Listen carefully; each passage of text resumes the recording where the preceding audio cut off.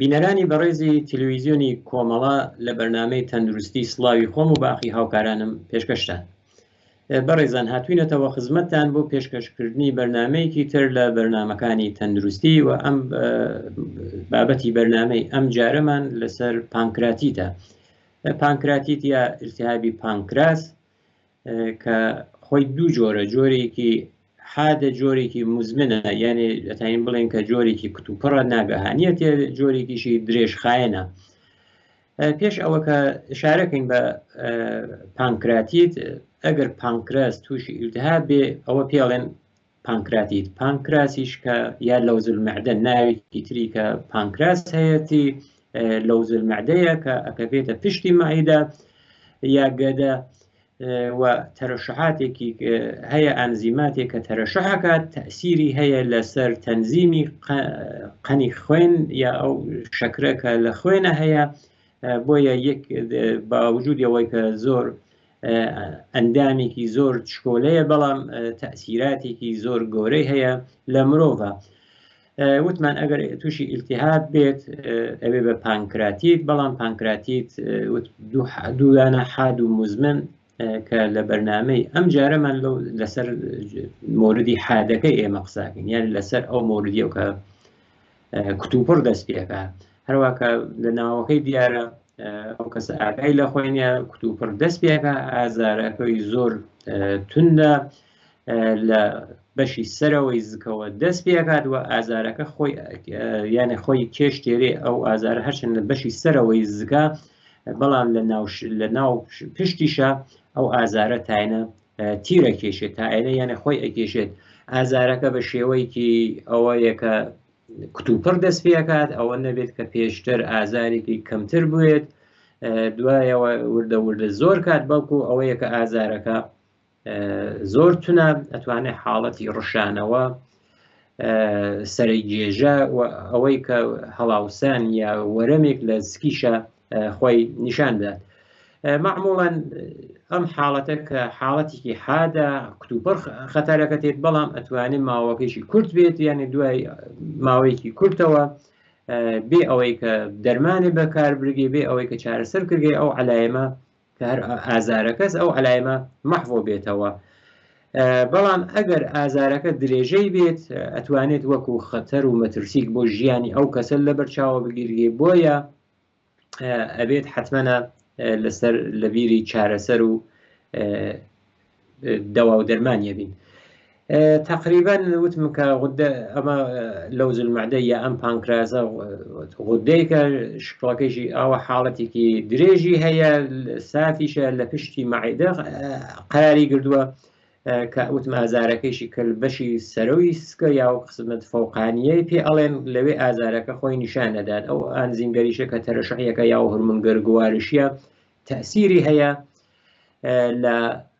ئەوەی کە پانکراتیت دروست بێت.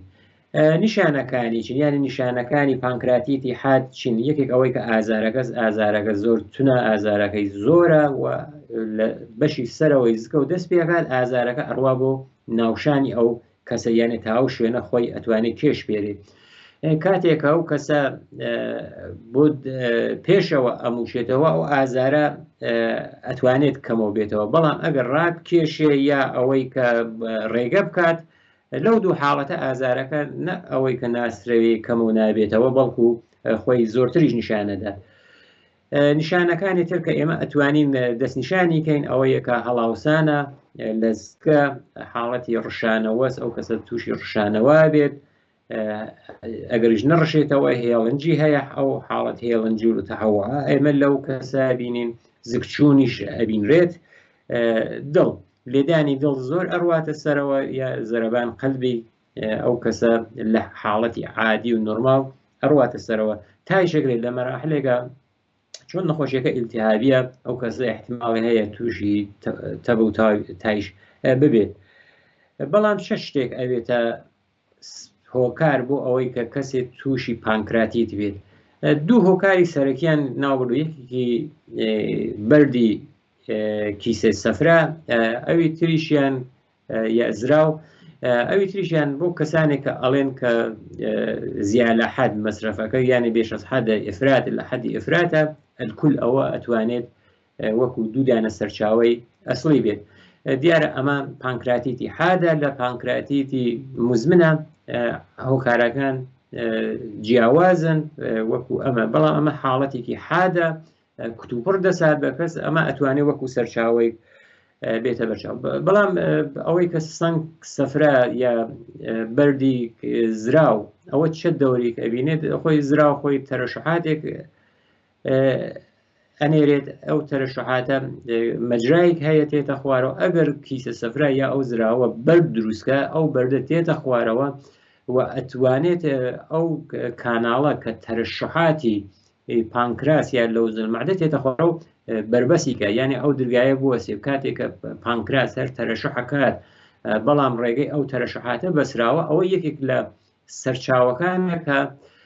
نەخۆشی پانکراتیت یا ئیلتیهابی پانکراس دەست ئەدات. بۆیە ئەوەیە کە بەردی کیسە سەفرا یا بەردی زراو ئەتوانێت ئەو مەجرا بوەسێت، ئەو مەجرا کە ئەو ئانزیمگەر ئەو هورمونگەرە تێتە خوارەوە نێڵێ برۆژگێتە ناو ڕووی خۆڵاوە. ئەو یەکێک لەو هۆکارانەسە کە ئەوێتە سەرچاوەیەک بۆ نەخۆشی پانکراتیت. بۆ ئەلکول بەڕاستی ئەوان تەوتیانە هێشتا سەرچاوەکەی مشخص نییە، سەرچاوەکەیان نەتوانی دیاریکەن، بەڵام وا یەک نەزەرێک هەیە کە ئەتوانێت مەوادێکی شیمیایی لە بەدەنەوە ڕێژەکەی بواتە سەرەوە، ئەوە تەسیری بێت لەسەر کارکرد و عملکردی پانکراسە. بەڵام هەر ئەم دوانە نین، هۆکارگەرێکی تریشیان دەستنیشان کردووە یەکێک بە هەر هۆکارێک ئاسیب بگەی بە پانکراس، بۆ وێنە کەسێک نەخۆشیکی هەیە عملی معدەی ئەکەن یا عمل کیسە سەفرایەکەن، ئەگەر بە هەر هۆکارێک ئەو جەڕاحە غەڵەتێک ئیشتبای کات ئاسیبێک ئیسە بە تێخ بێ یا هەر شێوەیەک بێ بە پانکراس بگەێنێت، ئەوە ئەتوانێت یەکێک لە هۆکارەکان بێ بۆ توشبوونی ئەو کەسە بە نەخۆشی پانکراتی. کەلسیۆمی خوێنیش، کەلسیۆمیش کە یەکێک لە مەوادێکە کە لە لەشە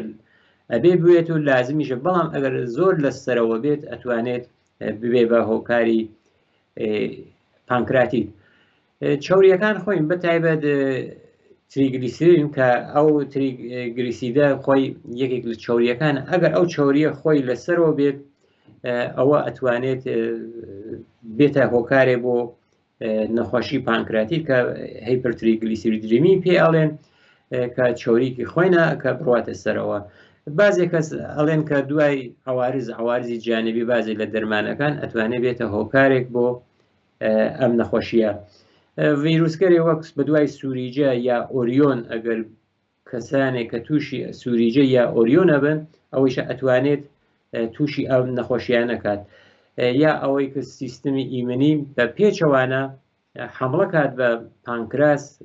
ئەوەیشە خۆی وەکو سیستمی کە خۆت ئیمنی ئەتوانێت خۆی نیشان بات. بەڵام لێرە بۆ درێژێ بەرنامەکە چەندین پرسیار هەیە کە بە تایبەت ئەم پرسیارگەرە لە مەجلەیەکی ئامریکایی وەرگیراوە کە وەکو پرسیار و وەڵام جوابی دراوەتەوە، کە من پێشکەشتیان یەکەم کە لە ئەخباری تازەی ئەلمی کە ناو مەجلەکەیە نیوسانز مدیسنەکە ئەخباری پزیشکی تازەیەکە لەوەی وەرم گردووە. ئەو توانەکە بۆ ئازمایش، ئایا ئازمایش خۆین ئەتوانی نیشانی باد، ئەو توێ بەڵێ ئازمایشی هەیە ئامیلاز و لیپاز کە ئەوانە لە خوێنە ئەگەر ڕێژەکەیان بڕواتە سەرەوە ئەتوانێت نیشانە بێ. هەروەها ئەو قەن خوێنە یا ئەو شەکر خوێنە ئەنازیگیریەکەی ئەتوانێت یارمەتی دەربێ بۆ ئەوەی کە تەشخیص بدرگێت کە کەسێک پانکراتیتی هەیە. و هەروە ئازمایشی خوێن بۆ چاوریەکان ئەتوان لە چاوریەکانیشە عفونەتیش ببینرێت، یعنی ئەو کەسە ئەگەر تووشی ئیلتیهاب یا عفونەت بوو لە ئازمایش خوێنەکە خۆی نیشان بدات. یەکێکتر لەو ئازمایشانەی کە وتویانە ئەتوانێت یارمەتی دەربێ ئازمایش مەدفوع یا ئازمایش پیساییە، ئەویش چۆنە ئەو مەوادە چاوریە حل ناوێت. ئەگەر چاوری زۆر بڕواتە سەرەوە کە بە جەزب سوء تەغذیەی کە جەزبەکەی نافعالە ئەو چاوریگەرە لە پیساییەکە ئەبینرێت، بۆیە ئەوە ئەتوانێت یەکێک لە ڕێیەکان بێت. تەشخیصیش هەیە بە شێوەی ئەکسپەرداری یا بە شێوەی ئەشعاعی سنوگرافی بێت، سیتی ئەسکەن بێ، ئاندۆسکۆپی بێت. یەک سیستمێتر هەیە کە MRCP پێڵێن کە تقریبا وەکو MRIە هەر ئەو دەستکاسە کە وەکو MRIە وەکو ئەو تونێلەسا کە ئەو کەسە لەسەری پاڵەکە فێت و ئەڕوات ئەو ئەشعەیە لێگرن کە بە ئەشعەی تەنووریە ناسرێت لە شوێنگەرەکە بەڵام لای خۆمانەوە هەر بە MRIەکە بەناوبانگە. پرسیار ئەوە بووە کە ڕێگەکانی دەرمانی چییە ئەگەر پانکراتیت حادووە ڕێگەی دەرمانی چییە؟ ئەڵێن کە بەستەری بوون لە خستەخانە زۆر زەروریە، حتمەنە ئەگەر ئەو نیشانەگەرە حتمەنە نیشانەکان ئەگەر ئابوو شێوە بوو لە بەشی سەرەوەی زگە بوو تیری کێژا بوو ناوشان ئەبێ حتمەنە بڕوات بەستەری بێت لەوێ. ئەگەر نیشانەکان خەفیف بێت ئەو دوای چەند ڕۆژە و کەسە مەرەخەس دەکەن، بەڵام ئەتانی نیشانەکانیش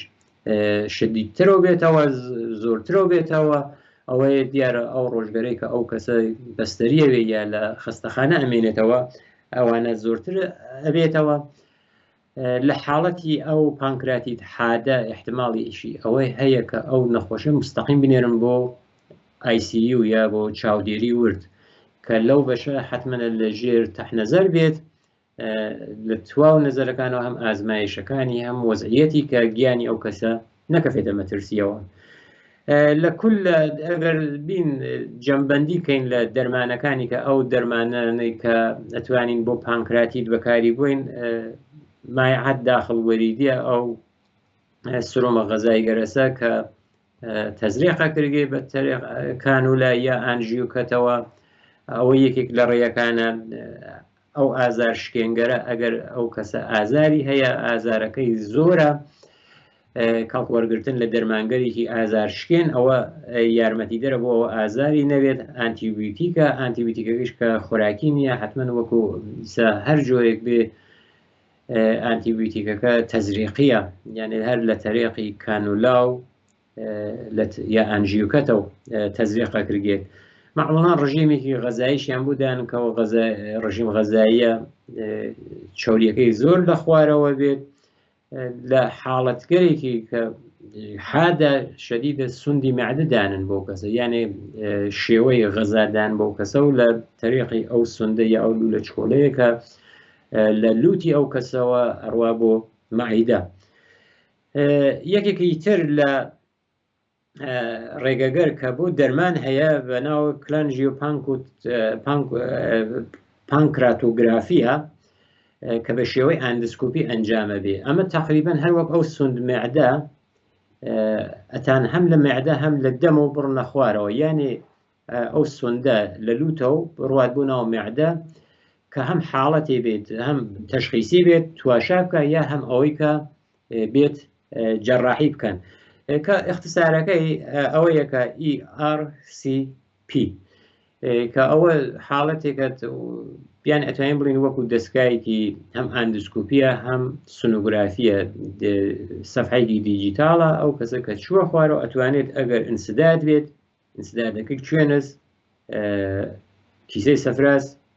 ئەو ئینسدادە بەربە یا ئەوەی کە ئەو مەجرا یا ئەو ڕێگەی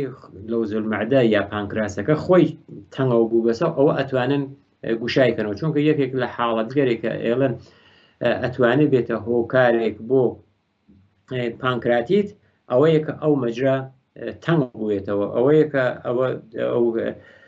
کلانژیۆ پانکراتۆگرافیە یەکێک لەو ڕێگەگەرەسە. ئەگەر حاڵەتەکەی زۆر زۆر شەدید بێ ئەوەیە کە زراو یا ئەو کیسە سەفرا هەڵەگرن. وتیانە خۆ باشە کەسێک تووشی ئەم پانکراتیت حادەبوو ئایا عوارزێکی هەیە دواتر؟ وایە عوارزەکەی ئەتوانێت عوارزێکی معمولی بێت تا عوارزێکە زۆر زۆر خەتەرناک و حتا کوشندەیش پێ بۆ کەسە. یەکێکی ئەوە کە خودی پانکراس ئاسی بوینێ، ئەوەی کە مەجرای پانکراس یا کیسە سەفرا یا ئەو زراوە لولەکەی